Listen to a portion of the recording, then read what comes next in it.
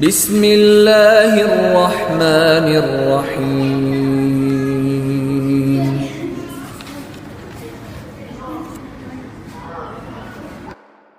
Kisah Dajjal, fitnah terbesar akhir zaman.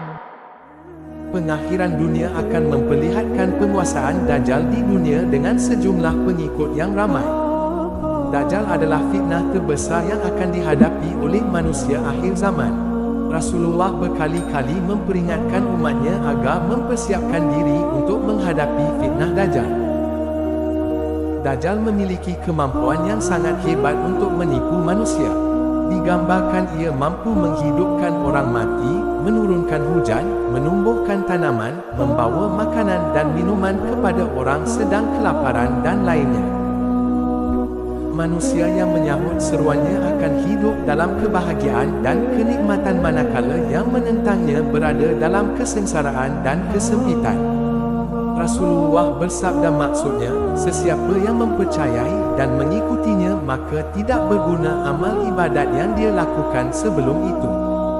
Sesiapa yang mendustakannya maka dia tidak akan diseksa dengan amal perbuatannya sebelum itu. Namun, kekuasaan Dajjal tidak akan berterusan di bumi Allah. Nabi Isa diutuskan kembali ke dunia yang akan membawa keadilan seterusnya memusnahkan Dajjal. Untuk membezakan susuk tubuh Dajjal dan Nabi Isa, Rasulullah menggambarkan mereka menerusi beberapa hadis berkaitan fizikal mereka. Susuk fizikal Dajjal sebagaimana sabda Rasulullah yang bermaksud, sesungguhnya aku memperingatkan kamu tentangnya. Tiada seorang Nabi melainkan ia akan memperingatkan kaumnya tentang Dajjal. Nuh memperingatkan kaumnya, akan tetapi aku akan memberitahu kamu sesuatu yang tidak disampaikan seorang Nabi sebelumku. Sesungguhnya Dajjal itu bermata satu dan Allah Subhanahu wa Ta'ala tidak bermata satu. Gambaran kepada Nabi Isa pula adalah sebagaimana sabda Rasulullah yang bermaksud, aku berjumpa dengan Isa. Beliau berperwatakan sederhana, tidak terlalu tinggi atau terlalu rendah, warna kulitnya putih kemerah-merahan seolah-olah baru sahaja keluar dari bilik mandi wak. Berdasarkan hadis itu, Allah memberi gambaran kepada manusia akhir zaman menerusi Rasulullah bagaimana untuk membezakan di antara ikutan yang hak dan batil. Keluarnya Dajjal dan terutusnya kembali Nabi Isa adalah dengan tujuan dan tugasan yang tertentu. Dajjal mempunyai tugasan yang besar dalam membawa manusia ke arah kesesatan dan penipuan. Baginda Rasulullah bersabda yang bermaksud, dia Dajjal membawa bersamanya air dan api. Hakikatnya apinya adalah air yang sejuk dan airnya ialah api. Tugas Nabi Isa pula adalah mengembalikan manusia ke arah kebenaran, iaitu keadilan dan tauhid kepada Allah Subhanahu wa Ta'ala. Baginda Rasulullah bersabda, demi yang jiwaku berada di tangannya, sungguh telah hampir tiba masanya Isa putera Maryam turun kepadamu sebagai pemimpin yang adil.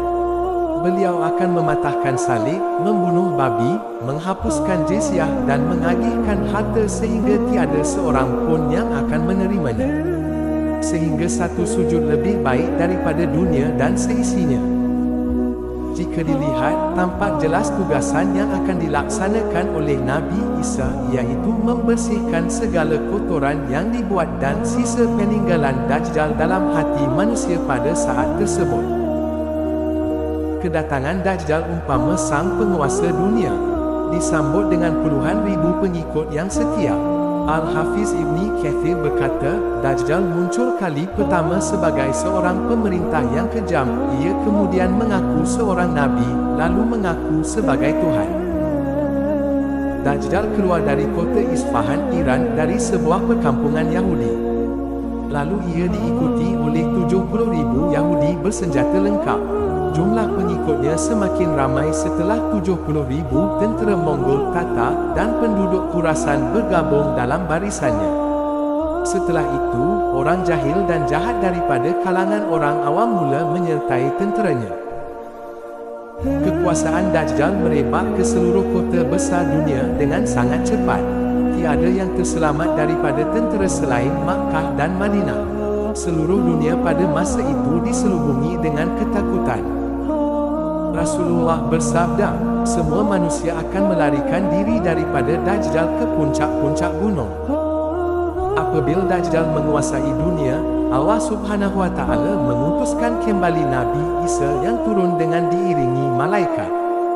Baginda turun di Menara Putih sebelah timur Masjid Umawi di Damsyik setelah fajar menyingsing.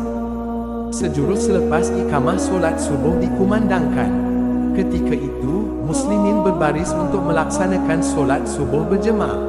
Imam mereka, seorang lelaki soleh, maju ke hadapan untuk bertakbir. Lalu beliau berundur untuk mempersilakan Nabi Isa menjadi imam. Namun, Nabi Isa menolak dengan penuh tawaduk sambil menepuk bahu orang ini dan bersabda, solat ini diikamatkan untukmu. Lalu Nabi Isa bersolat bersama mereka sebagai makmum. Rasulullah bersabda, bagaimanakah kamu apabila turun putera Maryam kepadamu dan imammu berasal daripada kalangan kamu sendiri? Walaupun tempoh pemerintahan Dajjal hanya dalam masa 40 hari, pengaruhnya cukup meluas sehingga ramai manusia menjadi pengikut setianya. Digambarkan hari pertama panjangnya seperti setahun, hari kedua seperti sebulan, hari ketiga bagaikan seminggu, manakala hari berikutnya seperti hari-hari biasa. Pasukan muslimin pada ketika itu tersangat sedikit bilangannya bagi memerangi Dajjal. Akhirnya mereka berundur dan terkepung di Syam sehingga turunnya Nabi Isa.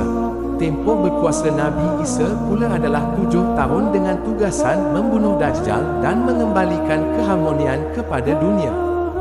Baginda Rasulullah bersabda, maksudnya, ketika musuh Allah melihat Nabi Isa, ia mencair bagaikan cairnya garam di dalam air.